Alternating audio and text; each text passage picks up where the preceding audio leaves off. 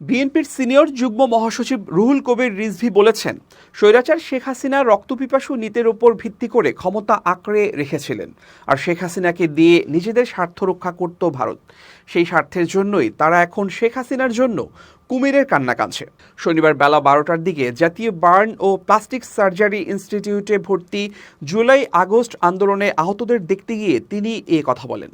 উপস্থিত সাংবাদিকদের রিজভী বলেন, শেখ হাসিনা ক্ষমতা আঁকড়ে রাখতে গিয়ে কিভাবে নিজ দেশের ছাত্র, শ্রমিক, রিকশাওয়ালা থেকে শুরু করে অসংখ্য মানুষের রক্তপান করেছেন তা এসব আহত রোগীদের দেখলেই বোঝা যায়। এদের দেখলে হৃদয়টা কেঁদে ওঠে, শরীর শিউরে ওঠে।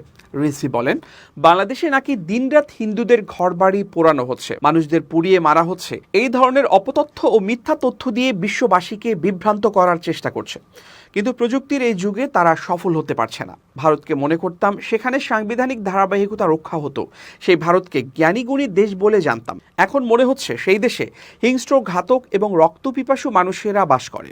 তারা হাসিনাকে দিয়ে নিজেদের স্বার্থ রক্ষা করতেন, সেই স্বার্থের জন্যই তারা এখন শেখ হাসিনার জন্য কুমিরের কান্না কাঁদছে। তিনি আরও বলেন, চিন্ময় তার অপকর্মের কারণে ইসকন থেকে বহিষ্কৃত হয়েছেন।